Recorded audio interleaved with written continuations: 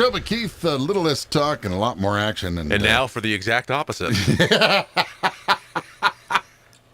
How fitting.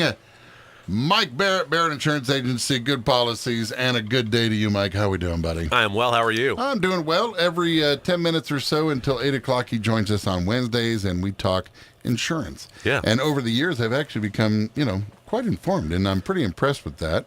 I wanted to talk about, the other day, a friend of mine was talking about getting a plow truck for his house. Okay. Just a beater. Sure. And so, is it snowing, by the way? It looks like it's snowing pretty good. It is snowing, and it's amazing the difference in elevation from just across the interstate going towards Waterford. Nothing over there. No. Snow-covered lawns, snow-covered roofs. My truck is covered.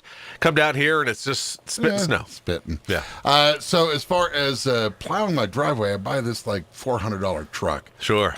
Do I have to have it registered with a license plate and all that if I'm just using it to plow my yard? To service your driveway. Yes. That some of that would fall in the hands of more of a DMV question in terms of the requirements of the state. Because, yes, it's a DMV requirement whether or not you need to blah, blah, blah. On or off, if you're on the road. Can you actually insure a vehicle at your home that has no registration, insurance, hasn't been safety inspected? You can insure anything, can't you?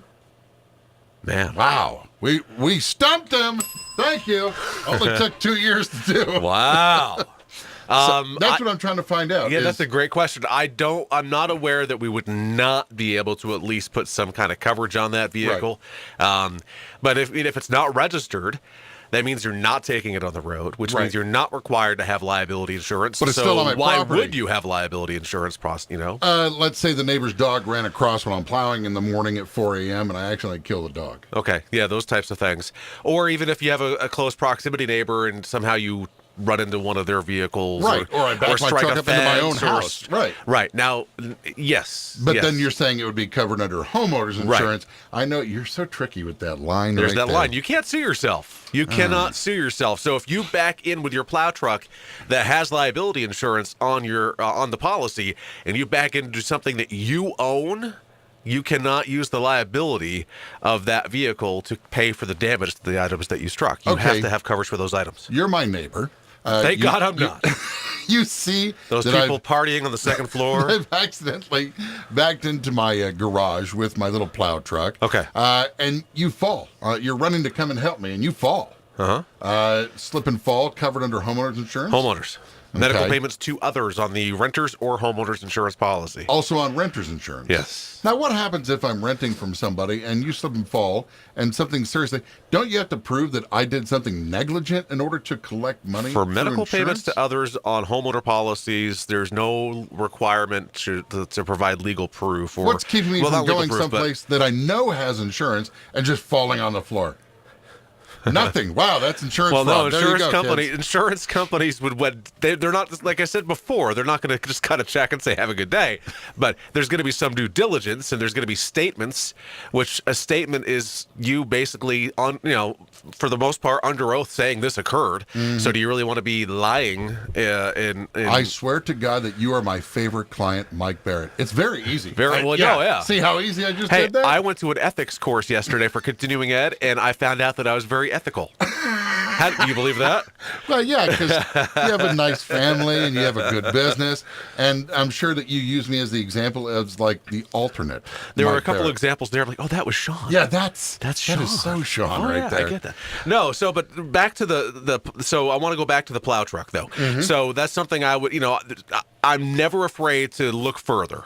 And that's a great example this morning is that if it's something that we do not definitively know, we will find out and get a definitive answer very simply in terms of whether the vehicle needs to be insured or not.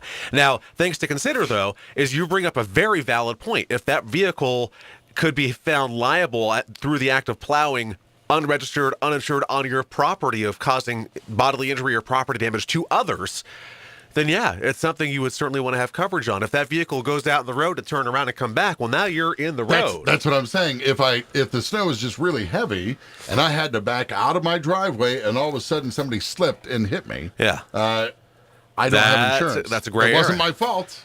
but I don't have insurance. So yeah, so you're self-insuring at that point, which and you could be found liable. You could be required to carry a financial responsibility filing. It's the gray area that you don't want to have happen. And one final thing to remember too on that dialogue, because we talked about it, striking your house. Let's say you're backing out of your garage and you hit your garage with your car. Just a reminder, any damage to your car will be paid for off your auto policy as long as you have physical damage coverage.